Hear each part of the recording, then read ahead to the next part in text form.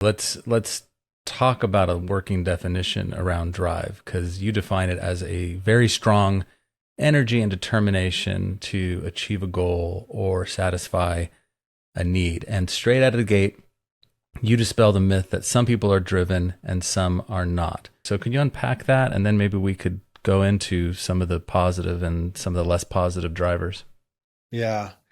Yeah, it really is. I mean, I look at that statement sometimes and think, it's a great contrarian approach. It gets attention, but it's honestly just what I believe and what I experienced. And, speaking of parenting, I looked at my kids and man, I want them to be driven, not the hustle, type thing, but I want them to know what they want and to go after it and devote themselves to it and find fulfillment and joy in their lives in that. And so here I am as a father trying to foster what I think fosters drive, to showcase it, to help them, to push them.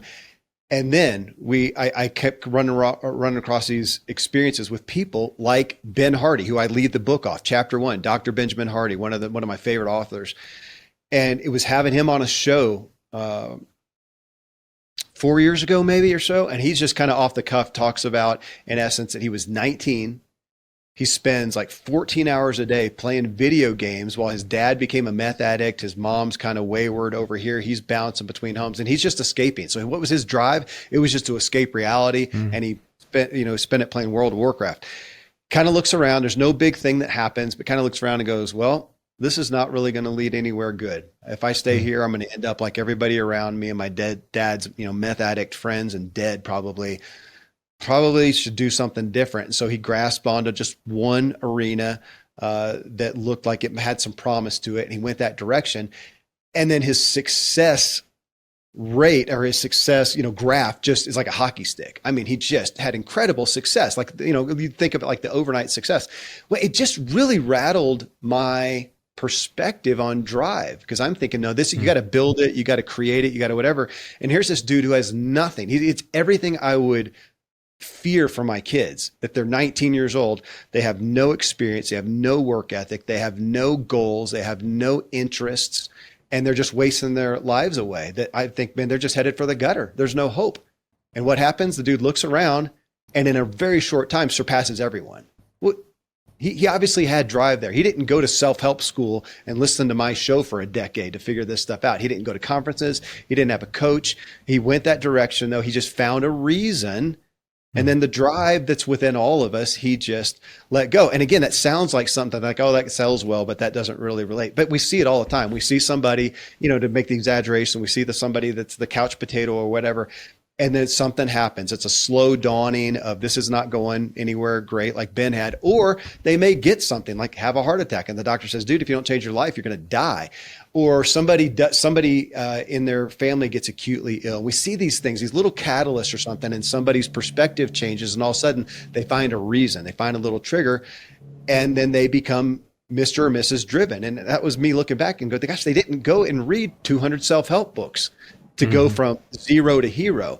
It's just something dawned and triggered it. And so if we're over here and our drive is dormant or neutral, it's there. It's not that and that's what frustrated me with all these people listening, especially to people like I have on the show, and thinking, oh, they got lucky.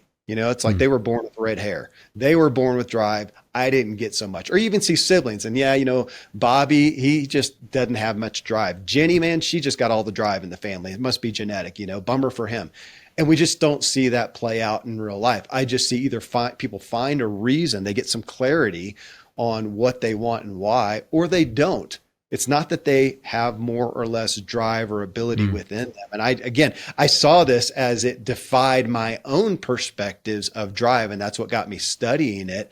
And it's a great thing to find out, but yeah, it's not common knowledge. We tend to look at drive as this thing that you either get some or you don't, or you're kind of on the spectrum. But the people that succeed, the people that we see, they won the drive lottery and they got a lot.